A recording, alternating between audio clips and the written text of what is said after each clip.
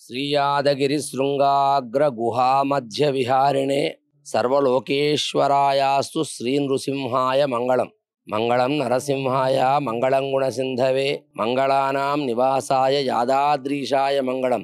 प्रिय भगवत बंधुलारा మన యొక్క భారతదేశమే ఇతిహాసాలకు పురాణాలకు నిలువైనటువంటిది ఈ భారతదేశం। అలాంటి భారతదేశంలో ఎన్నో ప్రసిద్ధి అయినటువంటి దివ్యమైన వైభవమైనటువంటి ప్రసిద్ధి చెందినటువంటి క్షేత్రాలు కొన్ని స్వయం వ్యక్త క్షేత్రాలు అయితే ఎందరో మహానుభావులు నిర్మించినటువంటి క్షేత్రాలు కోకొల్లలు।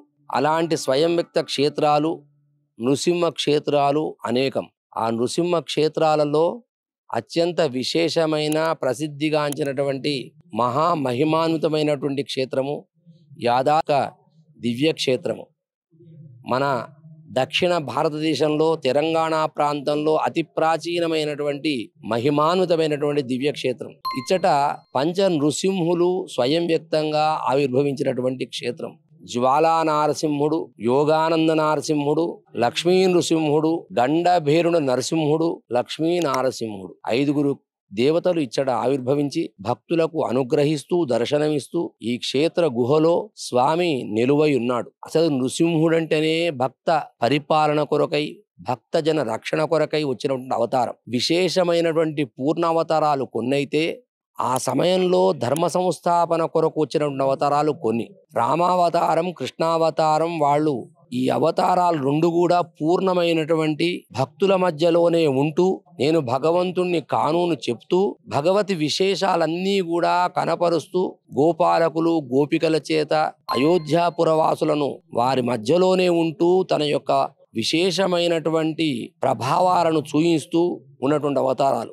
నృసింహావతారం సమయంలో అతి తొందరలో వచ్చినటువంటి అవతారం। స్వామి అంతర్బహిష్ట తత్సర్వం వ్యాప్య నారాయణ స్థిత అనేటువంటి నామానికి ప్రతీక। ప్రహ్లాదుడు స్వామి సర్వాంతర్యామి అంతటా ఉన్నాడు, ఇందుగలడు అందులేడని సందేహం వలదు చక్రి సర్వోపగతుంటున్నట్టుగా స్వామి ప్రతి అణువణువు కూడా ఉన్నాడు, వేంచేసి ఉన్నాడు అని చెప్పాడు ప్రహ్లాదుడు। చెప్పినంత మాత్రమునే హిరణ్యకశిపుని యొక్క భవనము అంతటను ఆవరించి ఉన్నాడు స్వామి। ఎలా ఉన్నాడు? నారసింహ వపుః శ్రీమాన్, బంగారు మయమైనటువంటి రూపంలో స్వామి తల సింహరాజు, శరీరం నర ఆకృతితోని అలాంటి అవతారంలో ప్రహ్లాదుని యొక్క వర ప్రార్థన చే వచ్చి హిరణ్యకశిపుని యొక్క సంహారం చేసినటువంటి అవతారం। క్షణకాల లిప్తపాటులో ఉన్నటువంటి అవతారం నృసింహావతారం। అలాగే మత్స్య కూర్మ వరాహావతారాలు కూడా ఆయా సమయాలలో రాక్షస సంహారం చేసి వేదాలను రక్షించడం కొరకు ఈ విధంగా వచ్చినటువంటి అవతారాలు। నృసింహావతారం యొక్క విశేషం ఏంటంటే స్వామిని ధ్యానం చేసినంత మాత్రమునే దుష్టగ్రహ వ్యాధిగ్రహ ప్రయోగబాధలు అన్నీ నశించి ఆరోగ్యం చేకూరుతుంది, కోరిన కోరిక నెరవేర్చేటువంటి అవతారం। దాని నిదర్శనం శంకర భగవత్పాదులే। లక్ష్మీ నృసింహ మమదేహి కరావలంబం అని అతను ప్రార్థించినంత మాత్రములోనే కరాన్ని ఇచ్చినటువంటి అవతారం। నృసింహ వైభవం అత్యంత విశేషమైనటువంటిది। అందులో యాదాద్రి క్షేత్రంలో స్వామి యొక్క పాదముల ద్వారా ప్రవహించినటువంటి విష్ణు పుష్కరిణి మహామహిమాన్వితం। స్వామి యొక్క విష్ణు పుష్కరిణిలో స్నానం చేసినట్టయితే సమస్త రోగములు నశించి ఆరోగ్యం చేకూరుతుంది। సంతానదాన దీక్షాయ సంతానాయ ఫలార్జనామన్నట్టుగా స్వామి సంతానము లేని వారికి సంతానాన్ని ఇచ్చేటువంటి క్షేత్రం, వివాహం కాని వారికి వివాహాన్ని అనుగ్రహించి చక్కని వధూవరులను ఇచ్చేటువంటి క్షేత్రం। ఎందరో వారి యొక్క అనుభవాలను చెప్పుతూ ఇక్కడ స్వామి యొక్క మహిమలను కొనియాడేటువంటి క్షేత్రం। ఇచ్చడికి మన యొక్క రాష్ట్రం నుండే కాకుండా దేశంలో నలుమూలల నుంచి కూడా ఎంతో మంది భక్తులు విచ్చేసి స్వామివారి యొక్క మహామంత్ర నామాన్ని కోట్ల జపం చేస్తూ ప్రదక్షిణములు చేసి ఆచరించి ఎందరో కూడా స్వామి యొక్క అనుగ్రహానికి పాత్రలు అవుతున్నారు। ముఖ్యంగా ఇచ్చడ క్షేత్రపాలకుడు శ్రీ ఆంజనేయ స్వామి వారు।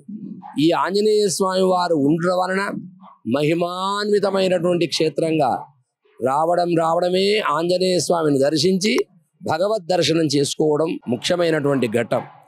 ఇచ్చట స్వామిని ఆశ్రయించే అమ్మవారు ఉంటుంది। ఎప్పుడు కూడా వామాంక విలసల్లక్ష్మి అమ్మవారు స్వామివారి యొక్క వామాంకములో వసీనురాలై భక్తులందరినీ కూడా అనుగ్రహిస్తూ వారికి అందరికి కూడా మంచి మోక్షప్రదాదై ఇక్కడ అమ్మవారు విలసిల్లుతోంది. ఈ మధ్య కాలంలోనే స్వామి యొక్క ఆలయాన్ని అత్యంత వైభవోపేతంగా, సుందరంగా, నయనానందకరంగా, మనోహరంగా త్రితల, పంచతల, సప్తతల గోపురముల చేత, కృష్ణశిల చేత అత్యంత వైభవంగా ఆలయాన్ని దక్షిణ దేశంలోనే అతి పురాతనమైన క్షేత్రంగా తలమానికంగా నిర్మాణించడం జరిగింది. ఇట్టి క్షేత్రంలో మనం అందరం కూడా స్వామిని దర్శించి వారి యొక్క అనుగ్రహానికి పాత్రులమై స్వామివారి యొక్క కృపకు పాత్రులు కావాలని భక్తులందరికీ కూడా యాదాద్రి లక్ష్మీ నరసింహస్వామి వారి యొక్క పరిపూర్ణ అనుగ్రహం కలిగి వారందరికీ కూడా అనుకున్నటువంటి కోరికలు నెరవేరుగాక అని మేమందరం కూడా స్వామివారి యొక్క ఆశీస్సులను భక్త జనావళికి అందిస్తున్నాం. జై శ్రీమన్నారాయణ.